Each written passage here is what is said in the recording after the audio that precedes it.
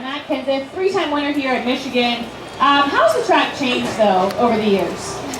Well, it's changed quite a bit, obviously, the repave, but it's really starting to get back to what the old Michigan was, at least close to that. I think the bigger thing than the track changing is the cars and the rules and the tires and all that.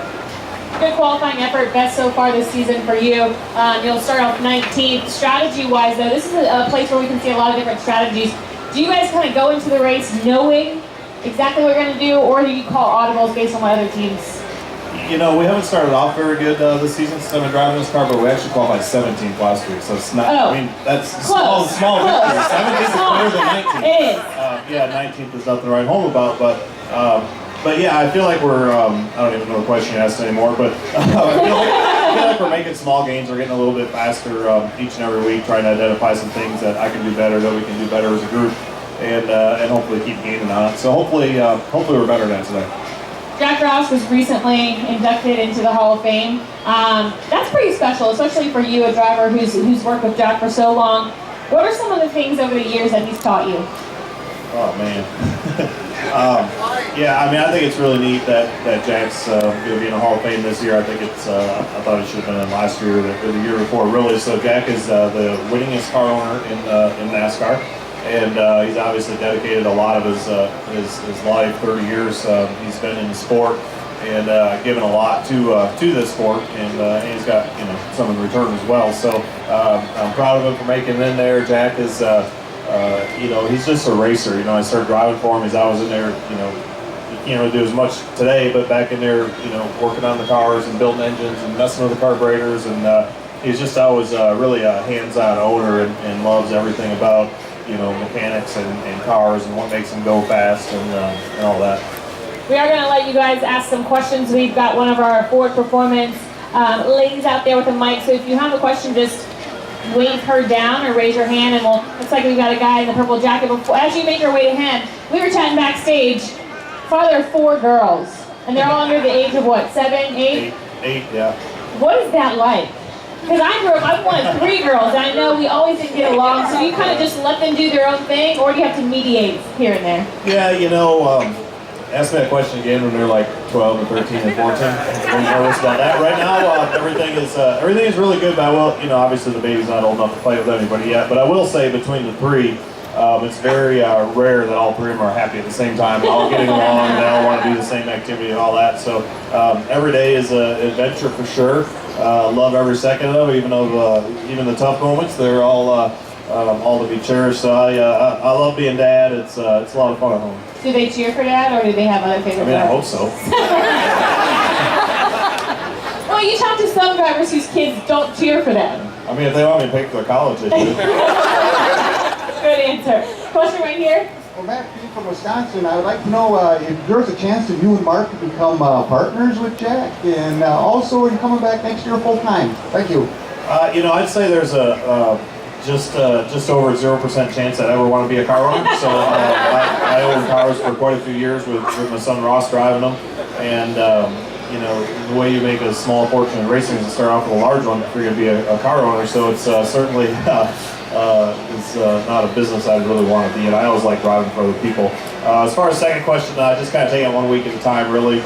This is kind of a plan to try to get in here and hopefully try to help Jack out and make things better. Although I feel like to this point I haven't had a lot of impact as a driver. So hopefully, we'll keep improving, keep getting everything better for Ricky, for the 6 car, whether it's Trevor or myself, and get the Roush cars to be contenders again.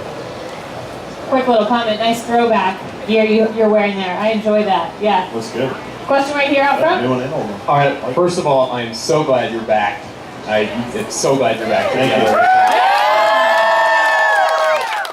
And how have you helped Trevor, and how has Trevor helped you? Well, since I got in the car, Trevor hasn't been back in yet, so he'll be back in week after next for Sonoma. I don't think I can help anybody at Sonoma.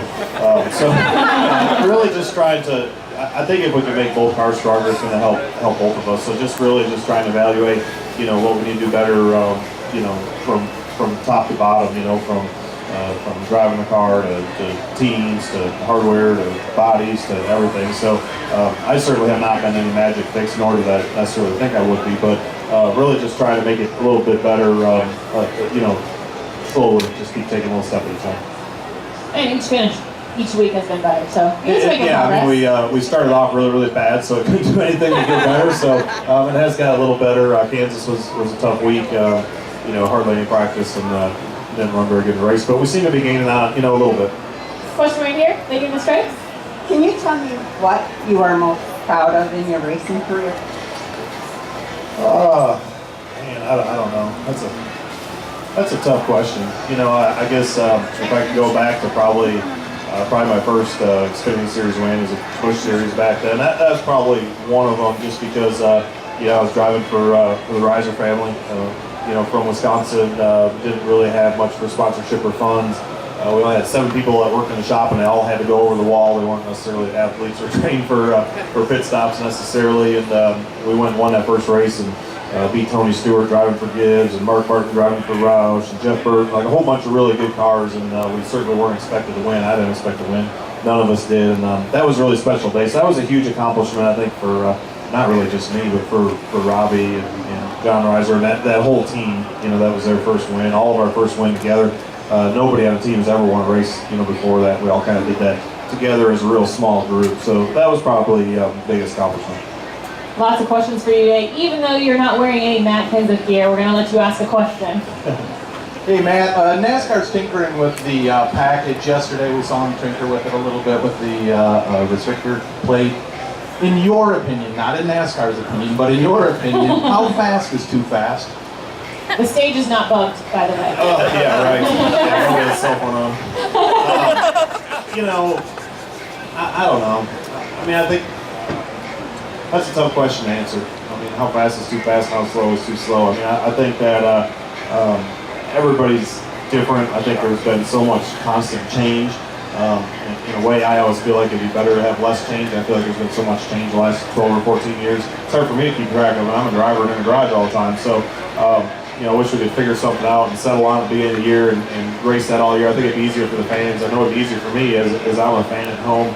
But as far as the rules, I don't know. I mean, I'm not a fan of the play racing. I'll just be honest. I didn't think the Xfinity race at Pocono was much better than last year's race. And yesterday's race, I don't know. It's funny. They opened up practice the other day. I was watching Xfinity practice, and they opened it up and they showed the last lap of last year's race without that rules package, the standard Xfinity rules package, and it was one of the closest finishes in history. Denny passed, I can't remember who he passed. They passed somebody the last corner, got under, and they drag raced. They're like, that was the most exciting race we ever had. And by the way, here's all our new rules. So I'm like, sometimes I don't know what they're trying to accomplish, to be totally honest with you. So every race isn't going to be side by side, inches apart, but I think all the races are exciting and have different exciting parts, and they're just not all going to be the same.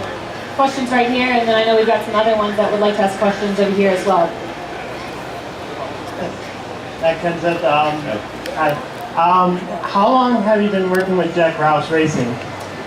Well, I actually started with a very small role with Roush Fenway Racing all the way back in 1997, and went testing a little bit with Mark, and Jimmy Crane was his crew chief, and just kind of hanging out and trying to learn. I drove 5 races for him in '99 and started full-time in 2000. Question? Matt, I'd like to know, is your sister going to start up the NASCAR fan club again? Because the last time I was on a go-kart track in Rockford, I actually beat you. I gotta be honest, I didn't hear any of that. I heard fan club. I'm sorry. Yeah, I was going to ask, is your sister going to start up the fan club again? Oh. Is his sister? I like to win at the go-kart track. Yeah. One of the last fan clubs. Go-kart track was fun. I don't know, no really plans to start up a full-time thing, but maybe try to do some events here and there, get everybody